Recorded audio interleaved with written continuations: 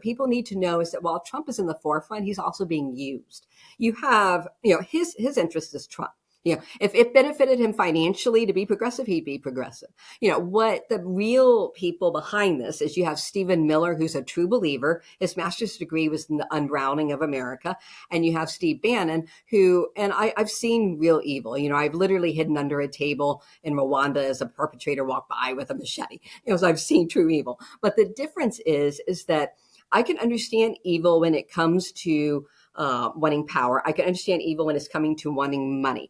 But there's a totally different evil at work here. And that is, with Steve Bannon, you have someone who wants chaos for chaos' sake. And that is very different. Hello and welcome to the Trump Report. I'm Henry Bonsu. And today our guest is Mary Ann Thompson-Frenk, the co-founder and president of the Memnosyne Institute based in Texas. Mary Ann, welcome to the program. Thank you. It's an honor to be here. Fantastic. It's interesting looking at your bio, looking at what you've achieved over the past few decades. So president and co-founder of Memnosyne Institute, which is based in Texas, and you promote cultural exchange, a cultural collaboration, diversity and outreach. You also work on a range of investments looking at the UN Sustainable Development Goals, climate change, and you also do outreach. You help families who are homeless, who don't have enough to eat. Now, how would you react if I said to you, Mary Ann Thompson-Frenk, that you are the very embodiment of everything this current administration, the Trump administration, says it loathes: diversity, LGBTQI, climate change, etc. How would you react to that? I'd be honored. Why would you be honored? Well, because by virtue of circumstances I had absolutely no control in. And that's what's very important to explain to people. I've been blessed to be in a situation where I have the responsibility to be a philanthropist, because this is the blood, sweat, and tears of not just my father, John Philip Thompson, who created 7-Eleven, but just hundreds of thousands of workers around the world who contributed to a business. And many of those people, they struggled very, very hard to put food on the tables. So if you understand that we're in a socio-political, economic ecosystem that's completely interdependent with each other, then we're responsible for each other. So that means someone like me, who happens to be the very race he says it is infestation, that says is dirtying the blood of America. It means that if I'm not speaking out, then what's going to happen to the people that are less empowered, that could be fired for speaking out? So I'd be honored to say that I am everything that this administration seems to loathe. What's it like being on the front line in the heat of battle? As we speak, the Trump administration and the US Secretary of State, Marco Rubio, is making it clear to international students that they're not currently welcome in the United States, particularly if they have said anything un-American on their social media accounts. And the embassies around the world have been told to suspend all visa interviews. That's on the macro scale. But on the micro scale, look at what's happening on the grassroots. Look at what's happening in the universities. People are being told that unless you comply, whether you're Harvard or Princeton, we will suspend your funding. Unless you listen to what we want, unless you lean in to our agenda, you are persona non grata. What's it like to be in the heat of battle? It's very frightening. It is very frightening. I mean, we were founded as a nation where Thomas Jefferson said that, he would be willing to give up freedom for a sense of security, really deserves neither. And people are forgetting that our freedom is completely interdependent with each other. So a good example is like with the SAVE Act with women. They were trying to get, basically capitalize on people's transphobia, regardless of how you feel about it. How you feel about trans people, you can intellectually understand that if you remove their rights, you endanger your own. So he was able to capitalize on that by getting a lot of women and saying, hey, this is going to be sticking to it, the trans people who are taking away from your sports and doing that. And in reality, when he ended up passing a law that said, if you're not legally the same name right now that you were at your birth, you don't get to vote. So meanwhile, and this is what's really important that people need to understand about Trump. It's like basketball. I fake things over here and then I actually do the pass over here. So when he was over here getting everybody up in a hubbub about how rudely he treated the leader of Ukraine, he was passing the SAVE Act over here. So, people get all riled up and then they don't realize that the real attack on rights is happening on the other side under the table. And that's the pattern that I really encourage people to look at. When things are loud, look at what's happening under the table, because there's a lot happening under the table. And it's all legal, and it's not like they're hiding it, but they make sure they make a big noise in one place so you don't see how rights are being stripped away. And what he's capitalizing on is people are forgetting that if we take away rights from one demographic, we endanger our own. And that's what I try and convey to everybody. If you are a drag queen, if you are the most conservative Muslim, if you are a Christian Baptist, absolute diehard evangelical, guess what? You better care about each other's rights right now. Because if someone capitalizes on your hatred, you're going to lose your freedom. It's like the Pastor Niemöller poem. You, through your work, through your philanthropy, through your outreach, have a lot of contacts in the Hispanic communities, the Cuban communities, the Venezuelans who voted for Trump in their legions, huge numbers. And now, if you watch social media, if you look at reports, you see many of those people who voted for Trump are being deported. They're losing temporary protective status. What are they saying to you about it? What are you hearing? Well, a lot of them are very confused about my perspective at the beginning, because being, I guess, a Mexican American, I like to joke that I'm Tex-Mex. But being a Mexican American, we were often viewed by many of them as a little bit of a persona non grata, and that is something that a lot of people outside the Americas are unaware of. There's a very strange idea of hierarchy between the types of Latinas and Latinos. Is that based on color? Is it color coded?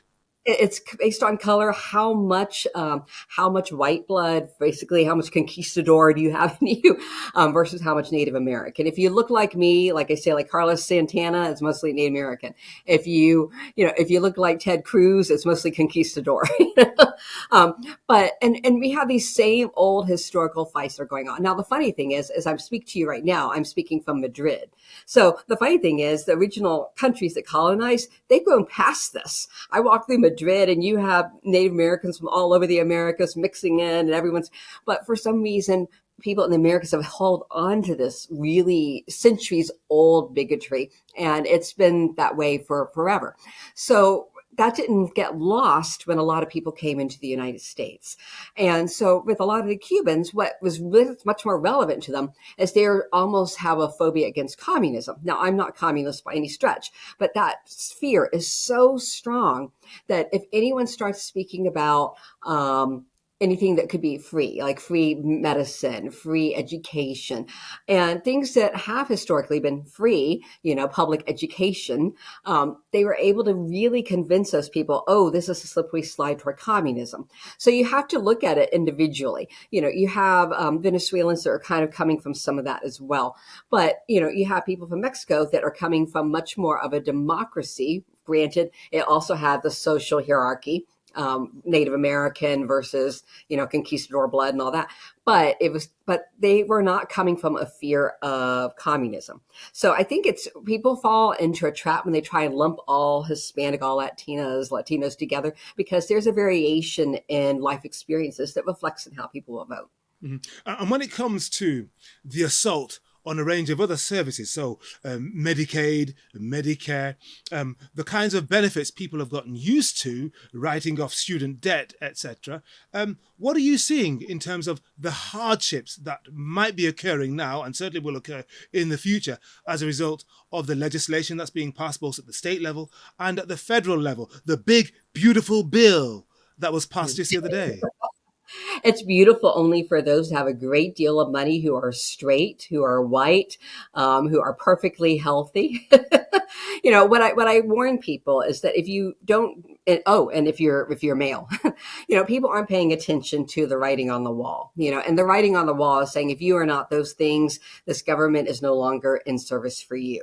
And I think people need to pay very, very close attention, because, what people forget is that education is the ladder. Education is the ladder that allows people to improve their lives. So the minute that the public education was removed, they tried to sell it as if, but we're going to have all these little things that you can actually go and get a better education at one of these private schools. schools. And that sounds great until you really step back and you realize that there's not a private school in every corner of America. It was a massive undertaking to get public schools there in the first place. So you go to some rural place in the middle of nowhere, guess what that means? It doesn't matter if you have a voucher, you could have a million vouchers. You're going to still have to drive maybe 3 hours to get to school. That's not doable. So actually what they're doing is they're doing something that's going to absolutely ensure a mass group of people who can never improve their lives. They're ensuring a working class that cannot move up to middle class. And that is intentional. This is truly an attack on making sure people cannot improve their lives to move up the economic But hang ladder. on, Mary Ann, aren't many of these people Trump voters from the great rural state of Iowa, for example, from those areas which are deep red, pro-Republican, whether it's traditional or Trumpist, as opposed to the nice, funky blue states on the east and west coast? Yes. Well, if you look at the United States, if you look at Texas, for example, you're going to see all the big cities are a lot of blue, and out in the rural area, a lot of red. And that's where the Republicans have typically gotten a lot of votes. And, they want to maintain that and at all costs. And the way that you maintain that is you keep people ignorant. You keep people uneducated, because they've shown the more educated people are, the less likely they're going to buy into the stuff that they're selling. And it's tragic, because in the United States, I'm actually somebody that is not a Democrat. I'm not a Republican. I'm someone who's an independent, because I like to vote on the cause and on the person. But when I start looking at it in detail, what you end up seeing is that the Republicans over the last number of years, they've been capitalizing on bigotry. They've been capitalizing on, can't you get more money to you? But the idea is that they're only getting money to the wealthiest 1%. A lot of their things would help someone like me. It would actually really help someone like me. But if you have a social conscience, you understand that their entire nation needs all citizens involved, and that we're, again, interdependent. I know you get tired of hearing me saying that word, but that is the big thing that people are losing. I mean, that's why when we have a vice president that says empathy should be thrown out, the irony is that democracy cannot work without empathy. I cannot say that enough. Democracy cannot work without empathy. I don't have to agree with you, but I better be able to step out of myself and look through things through your eyes to try and understand where you're coming from. And that was the brilliant thing that the Republicans did do, is that they realized that there is a huge swath of white America that has never been given an opportunity, that has been stuck in economic challenges, and they have been there for a very long time. And understandably, they get sick and tired of being told they're privileged, because they don't feel privileged. And having been doing the humanitarian work that I've done around the country, I understand that. And I'd love to convey this to some of your viewers. I mean, just to put it in perspective, within the MIMSI Institute, we have a project called the Screw Out of a Box Project, which is basically meant to bring a modular building into areas where people don't have physical access to education, use Wi-Fi to enable people to have access to high school and university education. We were thinking this would be on Native American reservations and third world countries, but we hadn't even advertised it. And I get a phone call from someone from the Appalachian Mountains, and she says, you have to bring this here. We have no education. Later that month, I was going up to the White House for some meetings, and I ended up hearing from people. And I said, is it true that if you're in Appalachia, you just write them off? They said, oh yeah, we don't even try to get education out there. It's just too difficult. So the reason I'm sharing that is that there are whole areas in the United States that basically have been written off by both parties. So, but a lot of those areas are white, underserved, very, very isolated communities that don't feel like they get the scholarships. And so that's why they're resentful. But I don't understand that background, but how does that explain that they see their savior in a billionaire who was given his wealth, who's been bankrupt 6 times, and who has now been seen as the anointed one? Because there is nothing more powerful than saying to somebody who feels that they have nothing, I see you, I hear you, and you matter. And that is where basically the progressives have not done. They blame. So as a progressive, like one of the things I'm doing in UTF Holdings, my partner, Clue and Gormo, is we need to do a social responsible investing. And we have a fund to help African Americans, Black Europeans, Africa. We have one for women, LGBT, but we're looking at how do we put together a fund that empowers minorities to invest in struggling white communities, because it gets sick and tiring on being the person who plays the bigger person who's trying to be understanding, especially when people are sticking vitriol at you. But when I've sat down with white supremacists, and I've asked them, can you tell me and you have to make sure it's not snarky. You have to make sure you're being sincere. Can you tell me, how has this white supremacist group help you? Is there a Ku Klux Klan small scholarship fund? Oh, Is there, is there a Proud Boy, small, business investment fund? No. Well, then tell me how I can help you. And you see recalibration go, wait a minute. You don't look like me. You have melanin and you care. Oh, I'm realizing this is genuine. Oh, okay. We can start having a conversation. And that's where we're lacking. We really need to be able to communicate with each other, understand that at the end of the day, every human being really on the face of this earth wants to be able to have access to food, clean water, be able to fall asleep not worrying that they're going to be attacked, walk down the street feeling safe. And a lot of people feel like this is an administration that is undoing those very, very simple things. But Mary Ann, how does what you've been doing at the grassroots level, reaching out across the aisle to white supremacists, telling them that actually you understand them and you want to try and help them, how can that be scaled up and worked on at a policy level with, I don't know, the senators, the Congress, women and men, the Bernie Sanders, the Alexandra Ocasio-Cortez, the Chuck Schumer in the Senate, the Hakeem Jeffries in the House? I mean, they would probably run a mile before sitting down opposite white supremacists at a table. Many of them would. But here's what I'm like. I don't know if, and I invite anyone to Google this. I mean, look at what just happened in Kansas recently. And it's really scary and ridiculous. And this is relevant to your point. But, sheriffs are using this old Wild West stuff of laws that allow them back when we were cowboys and, running around. And if you had a big gang coming into your little village, the sheriff was able to deputize like 20 people so they could have like a miniature militia to defend the town. No one has undone that law. It's just stayed in the books since way back when, and we haven't needed that law. But recently, you have sheriffs that are bought into MAGA, and they are deputizing groups of people. And just if you could see in Kansas, you have people drumming, you have white supremacist stuff, Confederate flags and all that, and they're marching. But what I see when I look in these young men's eyes is they are absolutely looking for something to belong to, something to feel like they have meaning, something that feels like they're empowered, some vehicle to basically improve their lives. And they are being distracted by a mirage, a pageantry, and the real thing that can help them improve their lives, access to education, is being removed. This is a big hoodwink on the struggling Caucasian people of America. And the sad thing is that the people that are noticing this first, because if you toss a stone in the water, the first circle around it, it was people that looked like me, it was LGBT, it was the African-American community, it's the immigrant community. But guess what? If you are being sold all this pageantry while the real ladder that's helping you get out of your situation is being taken away, you're on the list of persona non grata too, because at the end of the day, all they care about are people with a lot of money who buy into their agenda. And so this is the tragedy. So when we start talking about politicians, I personally have no desire to run for politics because I think that people have to have an agenda. Even if they come with a pure heart, they have to get people to buy in and pay into campaign. So by the time they get to a position of power, they have a lot of IOUs. So I really applaud all the people in politics on doing what they do. But I think this is a time that American citizens need to work with each other. We need to not wait. And I cannot emphasize that enough. Do not wait on the politicians to come up with answers. Reach across the aisle. All of us know one person. I can't tell you how many people I am the one brown person they know. But, and I've been in many situations where I'm that in the room. But if I go in the room and I am that one brown person and I make myself approachable, and it's not easy. You're a Black man. It's not easy to be that one person in the powerful one, but you represent your entire race, your entire demographic. Many times I represent all LGBT people because I'm a bi woman. I represent women because I'm the only woman in the room.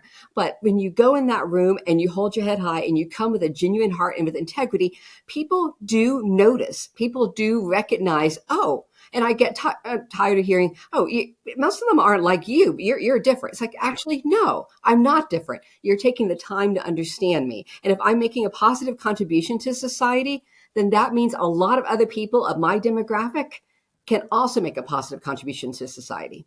Right. But when we talk about the marginalized young white men in the Appalachian area or in rural Iowa, to explain the Trump phenomenon and the almost blind loyalty to the golden calf, as it were, that's one thing. Truly. But yes, but what about those African American men who voted for Trump in their droves? Something like 20% this time round, I think 13% back in 2016. But you've also got very large numbers of Latin American men who also voted for Trump. What did they fear? Why did they feel this guy is going to represent my interests more than Kamala Harris? I think there's also a larger thing happening internationally on that front. But in the United States, a lot of people are very uncomfortable with the fact that the number one demographic that is actually going into graduate school are women. The absolute number one demographic that are graduating with doctoral degrees are Black women. The number one demographic that is not even pursuing a bachelor degree right now is white men. In general, the number two demographic not pursuing a bachelor degree are men in general. So the funny thing is that they were trying to get rid of all the avenues that help minorities. Like if they had too little of one minority, they tried to open it up so that they could get more and have a more even student group. They were actually having to do that for white men and for men in general. But you're saying So, that men are or have yeah, been beneficiaries of diversity, equity, and inclusion, which is yes. now the creed that Trump is determined to drive from public Because life and, if he can, cultural life too. Yeah, because what's happening, and this is something that I am concerned about, because, and I think that basically you have women for centuries. We've seen what's been going on, and our grandmother said, you better get an education. And so we've gone after it, and we've gone after it with a passion. And you have young men that all the archetypes that they have been taught. They've been taught, basically, He-Man or, a military guy or, and it's all been about physical strength. It's all been about bullying. And these old Viking archetypes, are things that is not what, a man needs to be today. So you have young men going, what am I? And so you have an archetype that Trump is embodying. He's really what I call a pseudo alpha, because a real alpha doesn't need to put people down. They lead because they feel called to responsibility for the whole. And that's the difference between a real leader feels responsibility for the whole. A fake one is like, look at me, serve me. A real leader serves the whole. So real men are not being, shown as archetypes. So young men are buying into these other things. So they are lost. And, it's really an invitation for the men in America to say, if you don't like what you're seeing, step up and demonstrate what is a healthy alpha male archetype. What's happening is that a lot of young men have been feeling very ostracized, feeling demonized. And a lot of progressive people are basically saying, it's your fault. All this has happened throughout history. Well, yes and no. There is a history, but that young man may not have been the one that did it 100 years ago. So, we have to work across the aisle. We have to embrace, as women who are progressive, we have to say, not all men like that. Let's open the doors. Let's work with them. And, the young men need to take a look and say, what archetype do you really want to be? Do you want to be the bully? Because at the end of the day, the bully ends up alone. Do you want to be somebody who's a part of the community? Because at the end of the day, the real leader serves the whole. You've talked about a history a couple of times. Let's delve into that a bit more. You're an organizational psychologist, among many other things. And one wonders what it is about American psychology more generally that 250 or so years after they revolted against the king, they've now essentially elected a new one. Yeah, absolutely. What was it that made the Trump phenomenon so plausible, so real? Because, of course, America First didn't start in 2016. It has long and deep roots. Well, a lot of people don't understand the history, and it's really important to know. And we have two different factors of history that need to be taken into account. Many people don't realize that Abraham Lincoln published a wonderful essay just before he was assassinated, in which he said that if the North didn't rebuild the South, that everything that was, causing the Civil War underneath it would end up rising up. And of course, at that time, he wasn't just talking about slavery. He was talking about all the social impetus that was underneath the resentment. And of course, we've seen, such as here in Europe, with World War II, it happened in part because Europe tried to punish Germany instead of helping it rebuild after World War I. So similarly, these resentments have been boiling. You still have people in the South South calling the Civil War the War of Northern Aggression. I mean, it is really recent. And to put things even more perspective for those watching, my father was served in World War II. I looked in a scrapbook and he saved a piece of newspaper. And on one side, it was showing when he swore, an oath to serve in the military. On the other side, it was showing that there was a reunion of Civil War veterans. So we think this is so far ago. It is not that far ago. So this is still very much part of what is happening in the nation. But what's more relevant to today, if that's kind of sets the scene, if you go back into Seattle, you'll see an era of time in which people were trying to unionize. It was changing for the better, the quality of life for workers, and the people in power did not like that. And they realized there is no way to get the populace to kind of come back and side with them, because obviously unions in that sense are really much better for them. So they end up saying, let's bring in basically Christian nationalism. And that's how they ended up combining. That's why you get this very weird economic / Christian evangelical version of nationalism pulled together. It began there, and that was in the mid 1800s. That ended up basically precipitating something that kept going, and it created the American Nazi Party. The American Nazi Party, their slogan was, of course, America first. For those that follow this, a lot of the dates that Trump has chosen to do announcements and things are very, very relevant to the people that are of that mindset. Dates are important to them, slogans are important to them, symbols are important to them, and Trump's campaign has been rife with it. So that started going all the way up, and then you ended up going all the way up to pre-World War II. We had people in our nation that invested financially to help the Nazis and invested to try and help bring up a Christian nationalist theme here. They actually got very, very close. I invite anyone who hasn't seen the movie Amsterdam. It's a little fictionalized, but it's something that you should definitely check out. In reality, there was a general named General Smedley, and he was very important because he was a war hero at the time, very popular. And the people got behind him and said, hey, we want to make you president. And at first he thought it was, okay, cool, I'll run. He didn't realize until he was on basically the then version of the internet. It was the radio, and he was live, and he started realizing, oh my God, these people aren't wanting me just to run to be president of a democracy. They're wanting to bring in, fascism. And so he took the opportunity to, on live radio, warn the American people, don't buy into this. They are trying to get rid of your democracy. Only because of that sacrifice, and they attempted to assassinate him. He survived. Only because of that sacrifice he made were we able to save our democracy. The difference is that the people that put all that money in and created that machinery, they didn't give up. After World War II, they kept going. A man by the name of Doug Coe came in, and he has a group that basically is based up in Washington, D.C. He's now passed away. He created the National Prayer Breakfast. There are some good things that were happening that he did, but the most important thing that people need to be aware of, and you can see this on YouTube, he believed that Hitler got everything right, except that he put himself at the top instead of Jesus Christ at the top. So he believed in bringing a world theocracy. So Doug Coe basically was trying to pull together people. So when you take a look at what happened in Uganda, the Kill the Gays bill, a lot of people don't realize it was made possible because of the people within Doug Coe's group. They went over to Uganda and they said, hey, I know you're trying to access the oil underneath the ground here, but you don't have money for it. We're going to go get some money from the U.S. if you will agree to pass this bill, which was the Kill the Gays bill that they'd already written. And if you'll agree to bring together all of your military, all of your education, all of your, the teachers and whatnot, all of your police, make them attend this thing that we're going to put together for a week-long intensive. So when they started going in there, it was all this brainwashing, hate gays. This is the kind of thing that we're seeing echoes of in other African countries like Ghana, Cameroon, etc. And it's often through legislation attacking a particular minority, and then the money will flow. Yeah, it was a lie, though, because what they didn't know in Uganda is that the Senate had already passed legislation saying they were going to give them the money. So Uganda did all this not knowing that. So this is how powerful Doug Coe and his group were.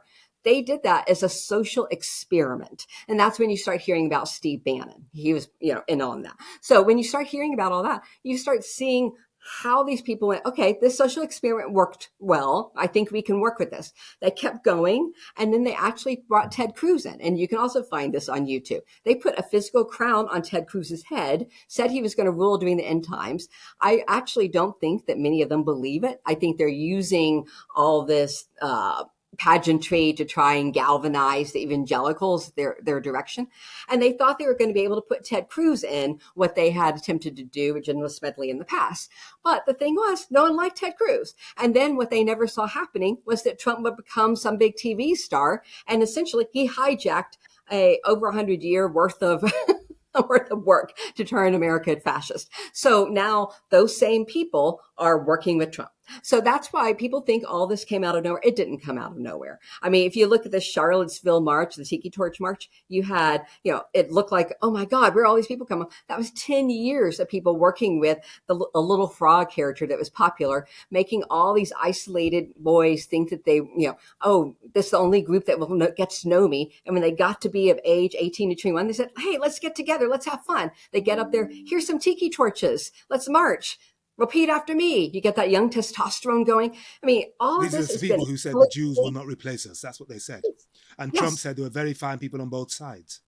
Yes, but this was a 10-year intentional effort to create that visual. So a lot of people don't realize this has all been very carefully constructed, very intentionally done.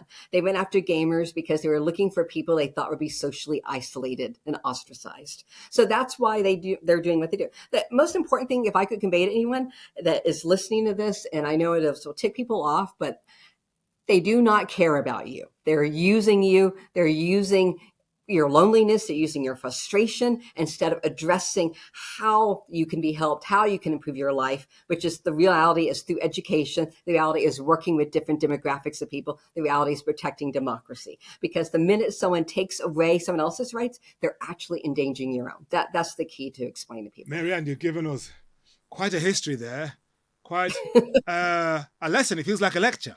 The question is, what happens next? Because we're only about 120 or so days into Trump 2.0. What happens after a year, 2 years, 3 years? I mean, you're an independent, but you lean progressive.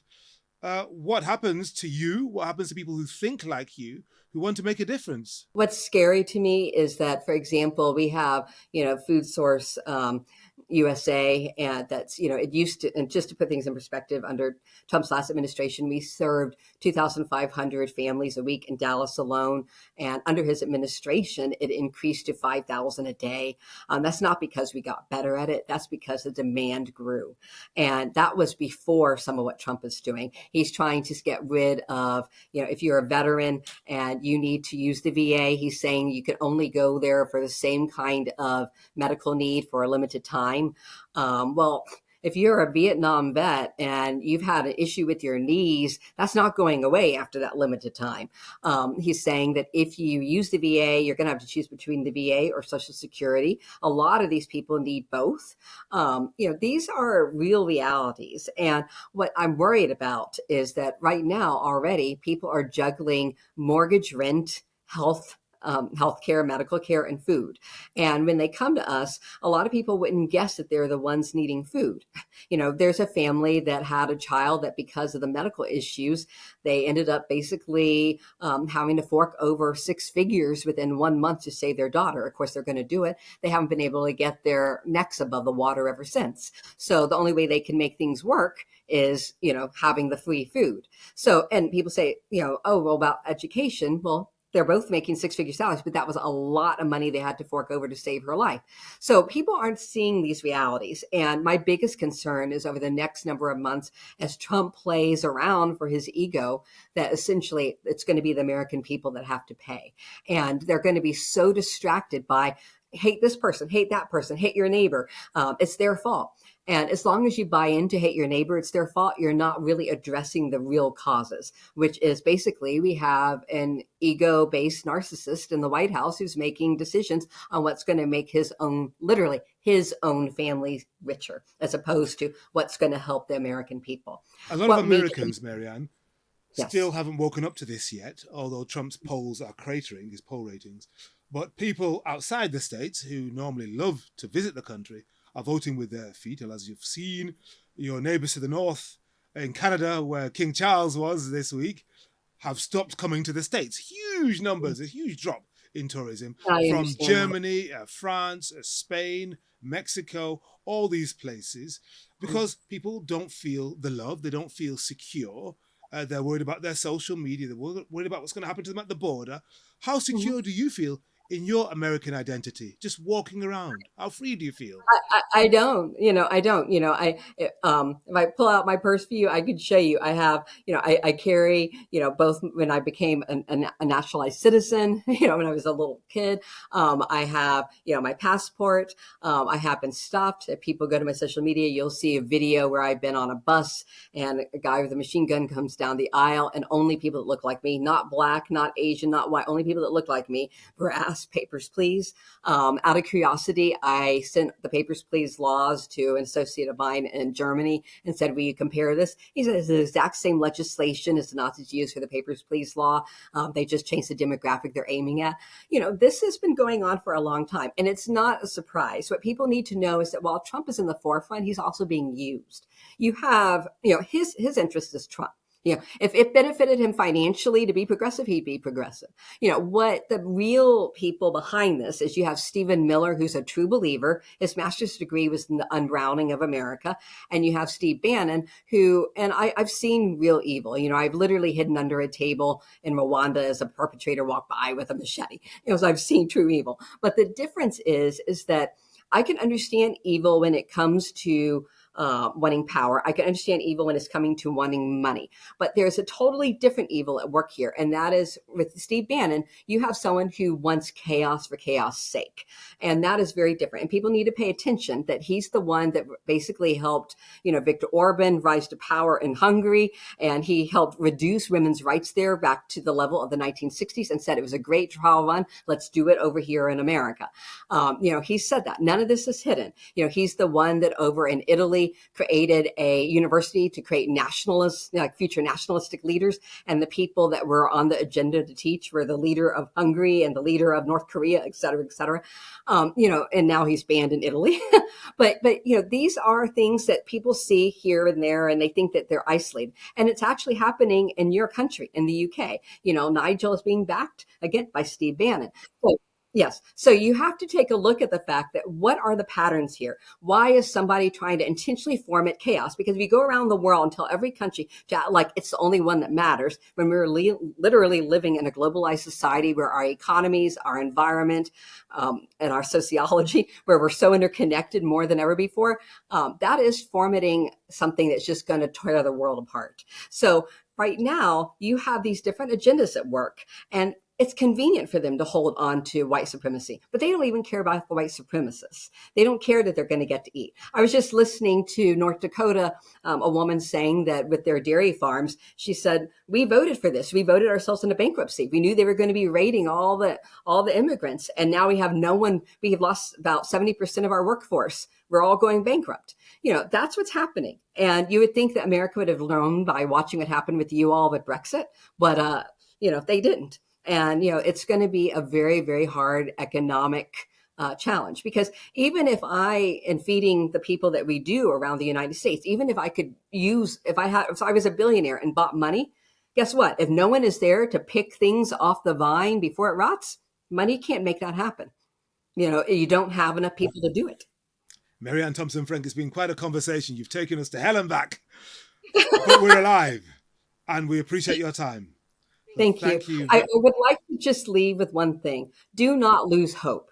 That is the most crucial thing. Everybody wants you to lose hope. But if you can be active in speaking out on behalf of people and say when something is not right, and if you can recognize your common humanity and someone that is completely different than you, then we can save this democracy.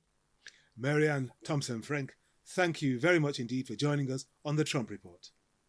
Thank you.